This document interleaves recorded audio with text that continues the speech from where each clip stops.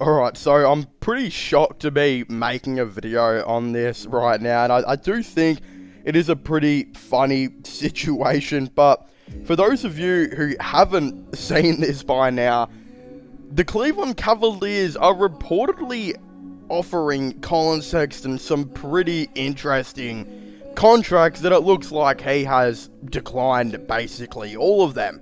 According to Chris Fedor, who is like one of the best, if not the best, Cleveland reporter, he has actually gone on to say that the Cleveland Cavaliers offered Colin Sexton a deal that was worth $40 million over 3 years, basically $13.3 million a season. Clearly, Colin Sexton probably laughed at this and denied it. But the funny thing is Colin Sexton is probably laughing at these contracts that the Cavaliers are offering him. He's probably like, oh my god, I can't believe my own team is only offering me $3.5 million a season. But then other teams are not offering Colin Sexton anything really. Like, that $40 million contract, as harsh as it seems and as unrealistic as it might have seemed a month or two ago, that $40 million contract might have been one of the best deals that guy has been offered all season. Because you would think if he was actually offered a deal worth 16 or 17 million by another team, he might have accepted that by now, knowing that that's the best he could have possibly gotten. And the Cavaliers would have been, forced to match it or let him walk or finalize a sign and trade. But yeah, all we've heard is, the biggest offer we've heard him get so far is a 3-year deal worth $40 million, 13.3, aka basically $13.5 million per season. And the reality is that Colin Sexton's contract situation it is not getting any better at this time.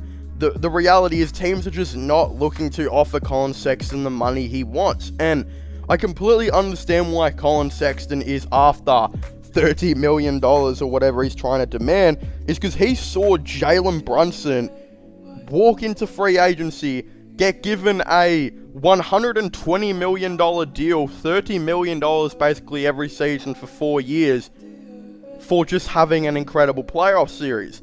Colin Sexton is probably sitting at home and thinking, hold on a second, my best season in the NBA is better than probably anything that Jalen Brunson has produced in the NBA. Now, I know Jalen Brunson had an incredible final series, but no one can tell me with a straight face that Jalen Brunson has had a regular season anything near what Colin Sexton produced a year or two ago, where he was averaging 22 points a game. And I know those 22 points per game were on a booty team that desperately just needed a shot creator and someone to take their shots. But at the end of the day, I feel like Colin Sexton is the type of guy that if he was to come off the bench for a team out there, he could very well average 18 to 20 points per game. Or if he was given the keys to like a team like Utah, who realistically don't have a young player that to even like start this rebuild with at the moment, I still feel like he could do something. Like if you gave him the keys and just let him, do his thing, I still feel like Sexton could start in the NBA. It has to be at that point guard position though, or he could very well come off a bench for some team and absolutely produce. And paying a dude $20 million a season to come off the bench is not unrealistic anymore. Duncan Robinson's getting $20 million a season to not even play.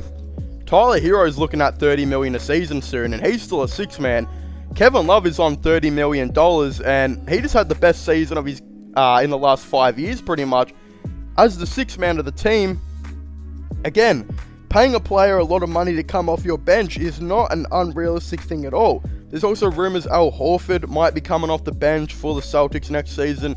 And I know he's not on that $27 million contract anymore because I think he declined it so he could sign a long-term deal. But he's still on a fair bit of money, and if he did decide to not take the pay cut, he would have been on $27 million possibly coming off the bench next season. The realistic thing is paying a player a lot of money to come off the bench is not unrealistic anymore, and I could definitely see a team give Colin Sexton that type of role, but definitely not the type of money at this point. Colin Sexton's money situation is really drying up as the days go because no one wants to sign him. And if you might be like, well, why does no one want to sign him? It's still the big question of how big of a ball hog is Colin Sexton in the NBA? Because statistically, Colin Sexton, when he got injured, the Cavaliers were better off when Colin Sexton got injured. The team greatly improved statistically, and they won more games. The ball movement looked way more fluent, and everything came to fruition until the end of the season, where the Cavaliers desperately looked like they needed a shot creator, where it looked like a player like Colin Sexton would have come in handy. Of course, the Cavaliers ended up signing trading for Caris LeVert, and it didn't really work out fully yet. He hasn't had enough time to settle in to Cleveland, I don't think. I also think Caris LeVert will be getting a $13 million per year type deal, because he himself said he loves it in Cleveland. That's the team he always wanted to go to, and I think he is 100% willing to take a pay cut to play the role that he knows he can potentially play on this team. But in terms of Colin Sexton, the market there isn't extremely great as well in terms of teams that actually need a player like him. Now, first of all, there are 3 big teams that I look at where I'm like, these teams should be going for Colin Sexton. First of all, I'll start off with the most unobvious, and that is the Dallas Mavericks. I think the Dallas Mavericks are primed to go after a player like Colin Sexton. I think they really want to. It's just the issue is they don't have the tradable assets to get Colin Sexton. And look, they've got Luka, Christian Wood, Spencer Dinwiddie, all these type of players, but they all want to keep them. But in losing Jalen Brunson, I still think they're going to be looking for a new starting point guard that can be a shot creator and, again, take the ball off, Luka when he's tired, and just give them another option if things aren't going right. Again, having Luka, Dinwiddie, and Brunson worked out really well together, and now they've added Christian Wood, who some people say is going to be the shot creator, but I think we all know they're just going to use Christian Wood as somewhat of a glorified role player. Similar to what Kristaps did, but just on a less money and more catch and shoot shots from 3, I'm assuming. That's pretty obvious, I think. But then when you look at Colin Sexton, he would work out so well for this team if they were able to get him on $18 million a season or something. Play him as that starting point guard. He can do the double guard situation with Luka, and I think it would work out pretty well. Sexton doesn't need to guard the 2. He doesn't need to play make. He just needs to score and do what he does best.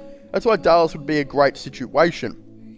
Then you look at the other teams. You look at, I think, the Utah Jazz, which are probably the most obvious. They traded, Rudy Gobert, and they're going to be trading Donovan Mitchell, it looks like, to the Knicks. Their 2 best players. They brought in a bunch of assets who I think they're going to be using a lot of those players as maybe buyouts, but also, building their value up and doing similar to what an OKC team did a couple years ago, where they decided not to buy out everyone. They just kept them for a season and seen if they could increase their trade value. The issue is the Jazz just have so many guards that they could be trading right now or could be buying out. So I could see some of them going. But again, they don't have a foundation at all. In fact, they don't really have a young piece to build around. Donovan Mitchell would still be considered probably their young player. And even Jared Vanderbilt, who they've just got to about 25 now. So they desperately, I think, need to get someone to start the rebuild. Because usually when all these teams, when they start the rebuild, they at least have one young player. You look at OKC, they had SGA. The Cavs, when LeBron left, ended up getting Colin Sexton, etc., etc. I think it would be very nice for the Jazz to go out and get Colin Sexton to the team. He would be a young piece for them and potentially the start of their foundation, and I think it would make a whole lot of sense. Then, of course, there's the San Antonio Spurs, who I think also make a lot of sense for Colin Sexton.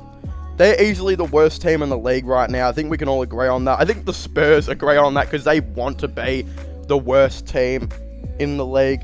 And I think the reality is that the Spurs are going to be heavily trying to take for that Victor Banana guy, however you say his name. I think right now they're easily going to get there. They're easily going to be able to probably finish last. But the thing is, I feel like if they brought in a dude like Colin Sexton, I think Colin Sexton is a guy that you usually add to players. He doesn't necessarily make you better. That's why I think Colin Sexton would be interesting on the Jazz, because they got a lot of those players who they want to buy out / trade. So I think Colin Sexton just immediately jumps in there and helps them, improve these guys' value. But then even the Spurs, though, the way I'm saying this is what their situation could be is they might be saying, Colin Sexton is a guy who we're going to eventually add players onto, like that Victor guy, but we also still think we can finish last or bottom 2 to have a good enough percentage at that top 1 pick with Colin Sexton on the team, which I think is definitely appropriate. Because even though Colin Sexton, you could add him and he could average 22 points per game for you, the reality is, I still don't think that's enough to drag the Jazz out of the situation that they're in right now. They clearly want to be bad, and I think they know if they were to bring in a dude like Colin Sexton, it would not stop them from being bad still, because there's not many players that can really carry the Jazz out of what they're in right now. Again, they lost to DeJounte Murray. They, I forgot what his name is, but they traded old mate to the Raptors on the deadline too. They got rid of a bunch of their veteran players, their star caliber players as well. They let Lonnie Walker walk, all this type of stuff. They got worse, clearly. And yeah, they even got rid of, role players like Jock Landale to the Hawks. They brought in Gallinari and just let him walk straight away. They clearly just have a bunch of young players, and that's it, trying to fight for minutes again. And yeah, they could definitely bring in Colin Sexton. I feel like it's the option. I still feel like the Cavaliers should probably be re-signing Colin Sexton, but they're really stacked on guards. Like, if they were to get a decent deal from the Jazz, which was like Bojan, and a first-round pick or 2, you would 100% do that if you're the Cavs and the Jazz. Like, the Jazz have 100 first-round picks now, and I'm sure they could give up 1 or 2 from the Knicks, or the Timberwolves, which probably won't be that good. I know they don't have those Knicks picks yet, but I pretty much think that trade's certainly to happen. So yeah, a lot of this stuff could happen. I still think Colin Sexton re-signs with the Cavaliers, but they probably should be offering him a little bit more money. I think he wants $25 million a year, but he's probably going to have to settle on like $17 million. I think that's just the reality of things. But of course, if you haven't already, please make sure to leave a like and subscribe to the channel. Comment your thoughts and opinions down below. Do you guys think the Cleveland Cavaliers should be re-signing Colin Sexton, or do you guys think he should be going to a different team? Again, I definitely would really like to know. Who should that team be? Jazz, Mavericks, Spurs, someone else maybe. Definitely let me know your thoughts and opinions down below. Go subscribe to my gaming channel, my Resign channel, and my podcast as well, which I'll all be linking in the description down below. But as I was saying, please make sure to leave a like, subscribe, and comment, and I'll see you guys next time. Goodbye.